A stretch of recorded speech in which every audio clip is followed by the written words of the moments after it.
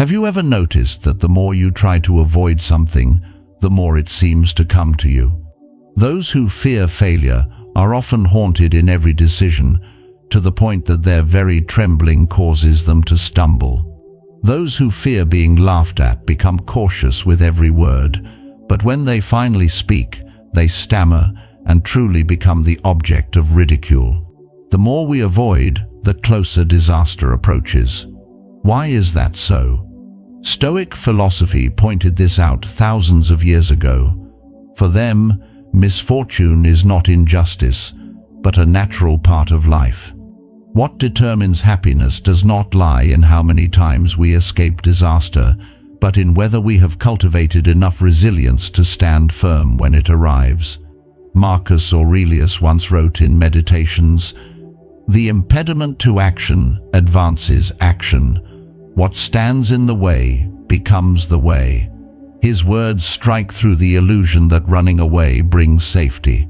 On the contrary, when we avoid, we hand over control to fear itself, unknowingly pulling disaster closer. The real question is not, how do I avoid disaster? But rather, why does disaster appear more often the more I avoid it? To explain, we must look into 4 core reasons. Avoidance feeds fear in the mind. Fear turns into mistaken action, creating a self-fulfilling prophecy. Avoidance deprives us of training, leaving us fragile. And finally, because disaster is an inevitable law of life.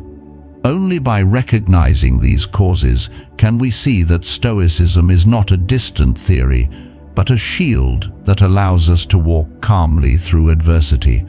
And that journey begins with a simple truth. The fear we avoid is in fact the very fear we are nurturing within ourselves.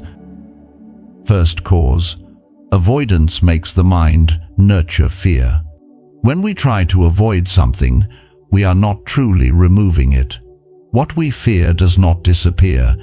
It merely changes its place from the outside world into the depths of our mind. And there, it often grows larger, haunting us many times over. Seneca once warned, "We suffer more often in imagination than in reality." Reality may be just a small stone lying on the path, but our imagination turns it into a mountain. Consider a man who always fears failure. He delays starting his project, avoids making decisions, and keeps telling himself, "Wait a little longer, just to be safe." Yet the longer he waits, the heavier his mind becomes.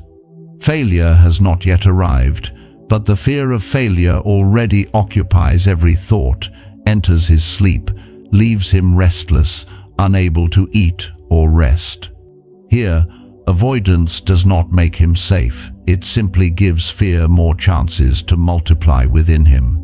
When a problem is avoided, the mind tends to magnify it many times over. A person afraid of going to the doctor may refuse to go, worried he will hear bad news. But those days of hesitation turn into days of torment. Every small ache, every moment of fatigue is imagined as a sign of serious illness. It is this imagination that causes more suffering than any diagnosis. Disaster may never arrive, but fear born from avoidance has already turned life into a kind of hell. The Stoics saw this truth clearly and reminded us, the only thing we can control is our own response, not external circumstances. Yet when we avoid, we in fact hand control over to fear. A student terrified of public speaking may try every way possible to escape giving a presentation. He thinks he has escaped, but from that very moment, fear has become the gatekeeper of his life. It will block every opportunity, not only in the classroom, but also in his career and relationships later on. Ironically, the fear nourished by avoidance often becomes reality. A person afraid of failure at work will live in constant stress with poor focus, more mistakes, and eventually, true failure. A person afraid of being ridiculed in conversation will stammer, lose composure, and then be ridiculed exactly as he feared. At that point, we think disaster comes from the outside, but in truth, we ourselves have sown the seed and nurtured it until it grows within. That is why the Stoics never chose avoidance. They did not run away from fear. They named it, looked directly at it, and accepted its presence as a natural part of life. By naming fear, we reclaim initiative. By facing it, we see it is far smaller than what imagination had magnified. Seneca once said, "He who has prepared for misfortunes has already overcome them." Preparation here does not mean hoarding wealth or external power, but training the spirit, not letting fear rule through avoidance, but daring to step forward, to accept, and to learn to walk through it. Thus, the first cause becomes clear. Avoidance does not erase danger. It only turns danger into obsession within the mind, nourishes fear, and makes us more likely to fall into the very misfortune we wish to escape. Second cause, avoidance deprives us of the chance to train. One of the harsh truths that the Stoics saw in life is this: every adversity is a training ground. It does not come to destroy us, but to strengthen us. Yet, when we choose avoidance, we also choose to skip the most important training sessions of life. And then, when a true challenge arrives, we are weak, fragile, and without defense. Just as muscles will wither if they are never exercised, so too does the mind. Avoidance is the laziness of the spirit. A person who always avoids conflicts in the family may preserve temporary peace, but when a true crisis strikes, they lose all direction because they never learned how to face conflict. A person afraid of public speaking thinks they are keeping themselves safe, but in truth, they have missed dozens of opportunities to strengthen their courage. And when the day comes when they must speak, they tremble, falter, and collapse. Epictetus, a Stoic philosopher who once lived as a slave, said, "It is not things themselves that trouble us, but our opinions of things." For him, every event was simply material for the mind to train with. If we avoid, we reject that opportunity. But if we dare to step in, we turn adversity into a lesson, transforming hardship into a kind of exercise that makes the spirit stronger. Picture a soldier. He has never joined a drill, always finding ways to escape stressful situations. On the real battlefield, when the gunfire begins, he panics and loses control. Not because the enemy is too strong, but because he has never prepared for such a moment. On the other hand, a soldier who has fallen, who has been wounded, who has learned to live with danger in drills, when he steps into battle, he is far calmer. He is neither surprised nor panicked because he has trained for that moment long before. In modern life, adversity does not arrive with swords and spears, yet it is always present. Losing a job, financial failure, heartbreak, all are battlefields of the mind. Those who always avoid risk are fragile before misfortune, while those who face it and train themselves through daily struggles are more resilient and steadfast when real storms arise. And the painful truth is this: avoidance is the way we strip ourselves of strength. Each time we avoid, we skip a training session. Each session skipped leaves us weaker. And when the greatest trial finally arrives, we are left completely unprepared. That is why, instead of protecting us, avoidance is the fastest road to collapse. The Stoics, therefore, always chose to step into adversity. They practiced premeditatio malorum, the premeditation of evils, not to cultivate pessimism, but to grow familiar with the worst-case scenario so that when it comes, they are ready. They trained through small hardships, sleeping on the hard floor, eating simply, enduring cold, and enduring thirst. Not because they lacked better choices, but because they wanted their minds to know how to endure, to stand firm before unexpected losses. Seneca once advised, "The man who has practiced living with little will never be poor, even if he loses everything." This saying speaks not only of material things, but of spirit.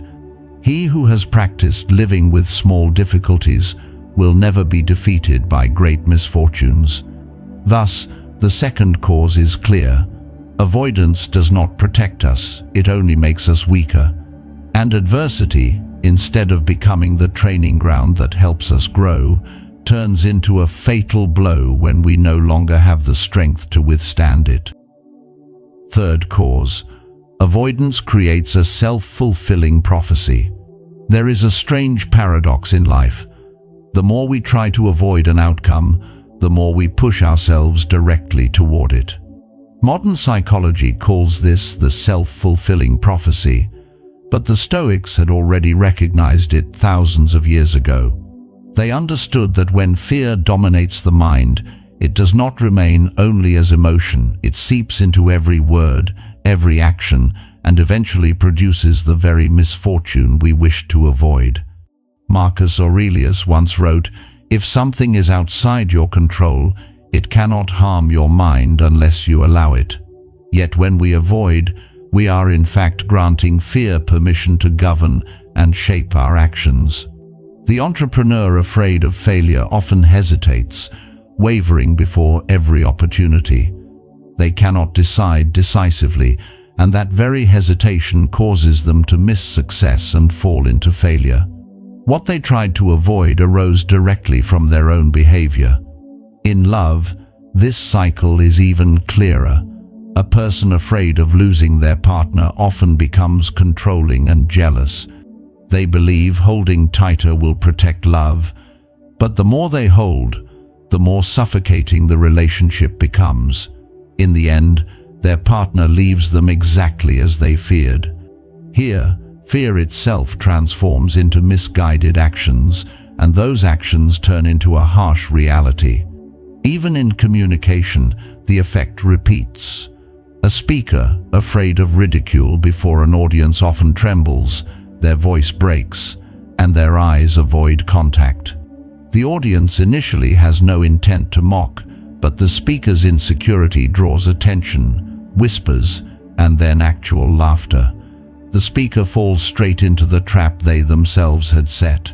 Why does avoidance lead to this effect? Because when we focus too much on the negative, we neglect the positive. When our mind is filled with "don't fail, don't make mistakes," it leaves no space to think about how to do it right.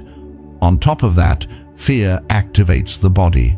The heart races, hands shake, and the brain loses rational clarity. Stress turns us clumsy, and that clumsiness invites disaster.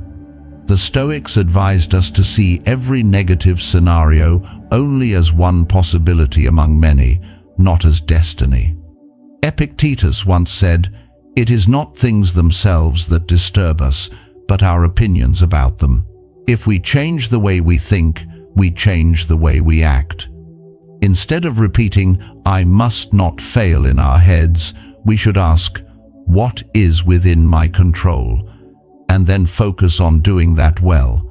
And if the worst outcome still happens, the Stoics would smile and say, "It is simply a natural part of life. It does not define who we are. It is only a challenge meant to train our resilience." When we accept that, fear loses its power and we become free. Fourth cause. Misfortune is an inevitable law of life. Whether we wish it or not, misfortune is an inseparable part of life. Just as storms are to the harvest, just as winter belongs to the natural cycle, unexpected upheavals are certain to occur. The issue is not whether we can eliminate them, for that is impossible, but whether we prepare our mindset to receive them when they arrive. The Stoics understood this better than anyone. They did not lull themselves into the illusion of living a forever peaceful life. Instead, they trained their minds in acceptance. Marcus Aurelius often reminded himself, When you wake up in the morning, remember that today you will meet people who are rude, ungrateful, selfish, deceitful. But they are like this because they do not understand what is good. This is not pessimism, but mental preparation. If we know beforehand that misfortune, hardship, or betrayal will certainly come, then we will not be surprised when they knock at our door. Imagine a farmer. He sows in spring, tends the crops in summer, and always knows that the autumn harvest may be stolen by storms. Instead of living in the illusion that this year there will be no storms, he prepares extra seeds, stores food, and accepts loss as part of his trade. When storms come, he suffers, but he does not collapse. He knows how to plant again, for he has prepared. But the one who believes the skies will always be calm when the storm comes, they lose everything, not only the harvest, but also their will to live. In modern life, we too must hold the same attitude. To think that we can forever avoid failure, illness, or loss is naive. There will come a time when jobs change, finances waver, loved ones depart, or our bodies weaken. If we are not mentally prepared for these things, we will be stunned, crushed, as if the world had betrayed us. But in truth, the world is only moving by its natural law. This is why the Stoics emphasized the spirit of amor fati, love of fate. Not just acceptance, but love even for what comes, whether it is pain, loss, or misfortune. For they knew each event is a piece of the whole picture, and through it we grow deeper and more mature. Seneca once wrote, "There is no favorable wind for the man who does not know where he is going." If we only wish for life to be full of favorable winds, we will collapse when storms strike. But if we know storms are inevitable, we will learn how to set the sails, turn the ship, and carry on. Misfortune, then, is not an anomaly. It is a natural part of life. Avoidance does not make it disappear. Avoidance only makes us more surprised and weaker when it arrives. The Stoics did not seek to avoid the rain. They learned how to walk in the rain. They did not hope for winter to vanish. They learned how to keep the fire alive within. Thus, the final cause is clear. Because misfortune is an inevitable law of life, avoidance is not only useless, but dangerous. The one who has prepared their mind will walk through calmly, while the one who avoids will collapse when faced with the unavoidable. Caution is not the same as avoidance. Many people may say, "Isn't it wise to carefully stay away from trouble?" At first glance, it sounds reasonable, but in truth, there is a subtle mistake in this. Caution and avoidance are not the same. Caution means looking directly at reality, acknowledging that misfortune may occur, and preparing for it. Avoidance, on the other hand, is turning away, deceiving oneself into believing misfortune will never come. A cautious person brings a raincoat when going out, knowing the rain could fall at any time. The avoidant person stays indoors, refusing to step outside merely out of fear of getting wet. The result is that the first still reaches its destination, even if a little soaked, while the second remains stuck, going nowhere. It is the same at work. Caution means preparing backup plans, anticipating risks, and being willing to endure some losses to keep moving forward. Avoidance is different. It makes us delay decisions, too afraid to try, unwilling to bear even a small scratch, and thus we lose the greater opportunity. When sudden misfortune strikes, the cautious person can withstand it, while the avoidant one collapses, utterly unprepared. The Stoics understood this difference well. They never advised us to rush recklessly into danger, but neither did they believe avoidance was wise. They chose the way of caution, living with awareness, preparing, training, and accepting that whatever is destined to arrive will arrive. Marcus Aurelius once reminded himself, "Do not hope that the wicked will disappear. Instead, hope that you have the strength not to be harmed by them. That is the spirit of caution, not avoidance." So if there is one lesson to carve deeply into the mind, it is this: caution is wisdom, avoidance is illusion. And when we confuse the two, we unknowingly choose the path of weakness, making misfortune weigh upon us all the more heavily. Looking back on the entire journey, the answer to the question, "Why does disaster come closer the more we avoid it?" has become clear. Each time we avoid, we unknowingly plant another seed of the very thing we fear. Fear does not disappear, it only grows in the mind. It governs our actions, turns into mistakes, and then transforms our worries into reality. In addition, avoidance makes us miss precious opportunities to train, so that when true misfortune arrives, we are fragile, weak, and without foundation. And finally, because misfortune is an inevitable part of life, a natural law that cannot be escaped, running from it only leaves us unprepared and broken when it comes. The Stoics long taught that we cannot control the wind, but we can control the sails. We cannot remove adversity from life, but we can train the mind to walk through it with calmness. Marcus Aurelius lived amidst wars, plagues, and betrayals, yet in meditations he constantly reminded himself, "Love your fate." That is not a surrender, but a powerful declaration. When we love and accept even what we do not wish for, we are no longer subdued by it. We too can learn from them. Instead of asking, "How do I avoid disaster?" ask, "How can I train myself through this misfortune?" Instead of fearing the challenge, treat it as an exercise for the spirit. And instead of hoping for a life without storms, prepare to be the one who keeps the oars steady when the tempest rises. Seneca once wrote, "The man who has prepared himself to face misfortune is no longer overcome by it." That message resounds even today. Preparation does not mean building walls of avoidance, but building an inner strength, a spirit ready to face whatever comes. So, when the next upheaval knocks on your life, do not run. Do not ask, "Why me?" but rather, "How is this lesson asking me to grow?" For it is precisely in the moment of facing what you once feared most that you discover your true strength within.